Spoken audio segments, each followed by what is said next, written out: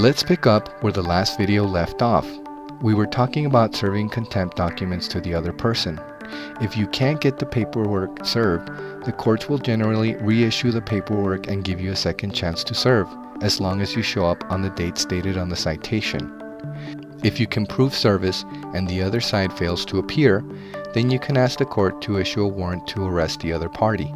For the purpose of this video, it's assumed that everyone has appeared at the same time and place for a trial. If you haven't already watched the first 3 videos in the series, you may want to go back and do that now. This video focuses on punitive contempt cases. Assuming you've already seen the first 3 videos in this series, you should understand that a judge has to be convinced that the other party has willfully disobeyed the court order before any kind of sanction or punishment can be imposed. Even if the disobedience has been willful, the seriousness of the violation must be such that the judge feels the need to impose a punishment in order to vindicate the dignity of the court, which means the other party has disrespected the court.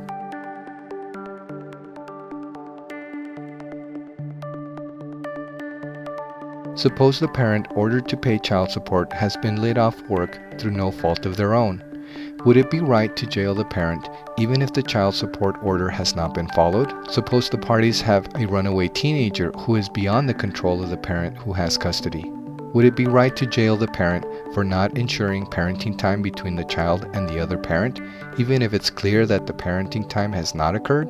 In order to punish someone for disobeying a court order, the court has to be convinced that the person could have obeyed the court order, but that they chose to do something else. For example, going on a Caribbean cruise and spending money on that rather than paying court-ordered child support might be considered willful disobedience. Proof beyond a reasonable doubt is required for every element in a punitive contempt case. The court must have no doubt that the disobedience was willful. Also, if you are the party seeking the contempt, make sure you prove the following: the validity of the order, that the other party knew about the order, and that there has been disobedience to the order. These are all separate. You must now show willfulness. Take an example of a parent who buys an expensive car with money that should have gone towards child support.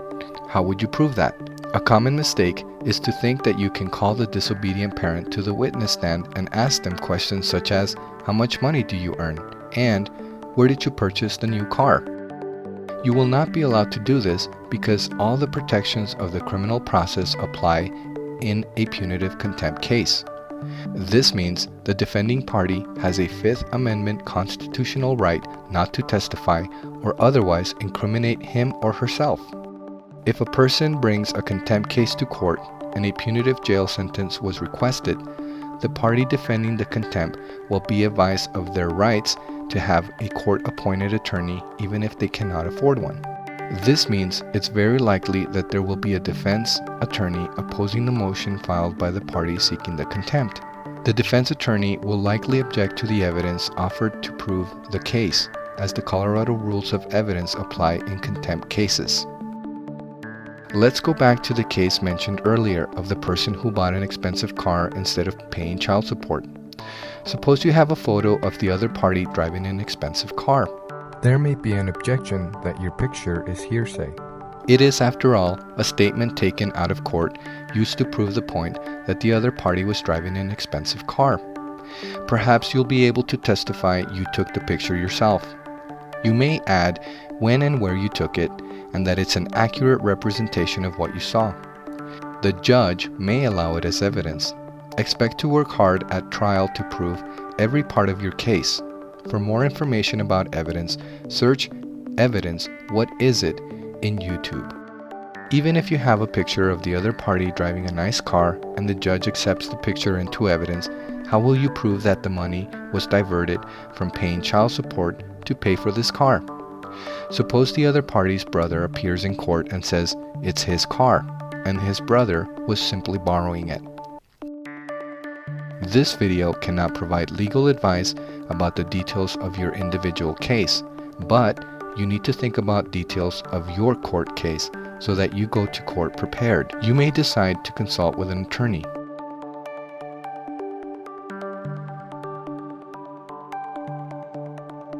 Beyond providing willful disobedience, you will need to show that the behavior of the other party is shockingly bad. Contempt for the court order has to be so bad that a judge believes the court would look bad if no punishment is imposed. There is no hard and fast rule about what you must prove. Buying an expensive car or going on a Caribbean cruise rather than paying child support probably counts. A single missed day of parenting time or making a single late child support payment may not be serious enough even when there has been deliberate disobedience. Take a look at number 8 on JDF 1816. Under the Remedial Contempt section, you will see a checkbox where you can ask to have your attorney's fees paid if you have chosen to get legal assistance. There is no similar box under the Punitive Contempt section. Punitive contempt cases are often the hardest to prove because of the high burden of proof beyond a reasonable doubt, and also because the defending party has a right to counsel if you're asking for jail time. However, if you hire an attorney to assist you with your case, you are responsible for the cost of the attorney. If you are asking for fines, the fines are paid to the state of Colorado and not to you. If you have to take time off work to go to court again, you must bear the cost of any lost wages.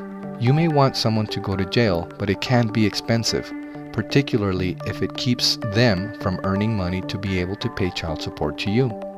So think before you ask for punitive sanctions. If you have made it this far, now would be a good time to read Colorado Rule of Civil Procedure Rule 107, especially Section 6D1. It should begin to make sense.